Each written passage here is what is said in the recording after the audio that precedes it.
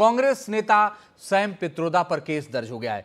कर्नाटक में एक जमीन हड़पने के मामले में केस दर्ज कराया गया है और सैम पित्रोदा फिलहाल मुश्किलों में फंसते हुए नजर आ रहे हैं। कांग्रेस के बहुत ही वरिष्ठ नेता हैं सैम पित्रोदा और उनके खिलाफ बेंगलुरु में केस दर्ज हुआ है। सरकारी जमीन पर अवैध कब्जे का आरोप है, जिसको लेकर के उनके खिलाफ ये पूरा मामला दर्ज हुआ है।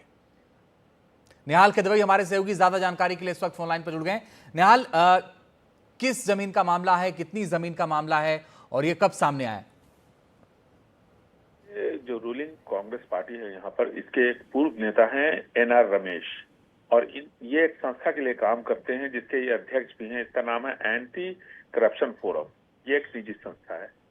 इसने land grabbing prohibition special court Bengaluru में है, यहाँ पर एक मामला दर्ज करवाया है सैम पित्रोदा और 4 दूसरे लोगों के खिलाफ, जो कि उनके सहयोगी हैं, और साथ ही साथ कुछ सरकारी अधिकारी के भी नाम उसमें शामिल किए गए हैं। इनका ये आरोप है कि FRLST नाम की एक कंपनी 1996 में सैम पित्रोदा ने मुंबई में बनाई और इसी साल बेंगलुरु के यलहंका इलाके में 12.5 एकड़ जमीन एक्वायर किया, जो कि लीज पर दिया गया।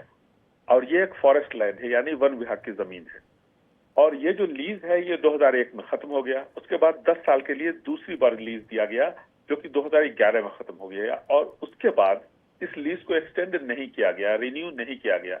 यानी 2011 से अब तक 14 साल तक बगैर किसी अथॉरिटी के गलत तरीके से इन्होंने इस जमीन को कब्जे में रखा है, और जिस पर मेडिसिनल प्लांट लगाया जाता है। और इससे ये एनआर रमेश की तरफ से बताया गया है कि इससे हर साल इस कंपनी को तकरीबन 5 से 6 करोड़ रुपए का फायदा होता है, और इस जमीन की अभी कीमत 300 करोड़ रुपए के आसपास है। ऐसे में एनआर रमेश का कहना है कि 14 साल का हर्जाना लिया जाए, साथ ही साथ जो सरकार को नुकसान हुआ है उसकी भरपाई करे सैम पित्रोदा, और इस जमीन का जो मालिकाना हक है वो फॉरेस्ट डिपार्टमेंट को दे दिया जाए। जी ठीक, आप नजर बना के रखिएगा। निहाल किदवई आगे लगातार आपसे अपडेट लेते रहेंगे।